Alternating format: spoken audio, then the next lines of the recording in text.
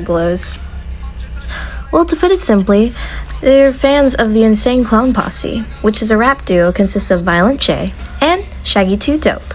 Fans of this duo proudly call themselves Juggalos, and this culture is what anthropologists would call an explicit culture. This is because the community is openly performed and celebrated through music, language, and even fashion. ICP started gaining traction in the mid-90s, with major releases throughout the mid to late 90s, with their fifth album, The Great Milenko, selling over 1 million copies, catapulting them into the mainstream success. But the duo faced significant pushbacks from the public for their lyrics that were often described as misogynistic and mainly offensive. The FBI even took it a step further, labeling crimes committed by Juggalos as Juggalo crimes, ranging from petty theft to more serious violent acts committed at ICP events. Then furthermore categorizing Juggalos as a loosely organized hybrid gang. So despite these barriers being placed on the Juggalo community, they never wavered. Instead, they made them rally around each other and found comfort in the music that brought them together. From there, anyone could become a Juggalo, regardless of religion, socioeconomic background, or political beliefs. Which further soothed me because I was going to jump into the world of Juggalos.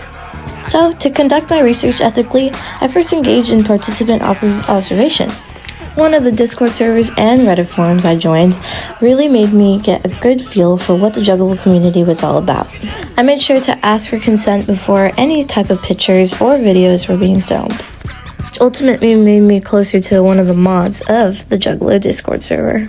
As I made my first introduction, I was warmly received. Many complimented my Discord server name and also liked my profile picture. They proceeded to quickly make jokes and warm up to me. Something that piqued my interest when joining the server was that there was a makeup channel. As for me, I love doing makeup, so I attempted to do ICP makeup.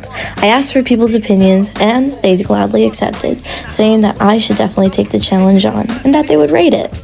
When I made the post of my makeup, members cheered me on, offering advice and compliments like, "Oh, this turned out so nice," and even "badass." This intimate acceptance resonated with the concept of fictive kinship, where non-biological relationships take on an emotional weight of familial bonds. I started staying up late with them, listening to the music that I didn't really care for, which was another thing that I was battling while kind of hanging out with them. I asked what it meant to them. Everybody said very, very different answers, but I can all collectively come up with one. You don't need to be anything to be a Juggalo. You just have to be yourself. I openly told them that I didn't really care for ICP's music. Nobody really seemed to care.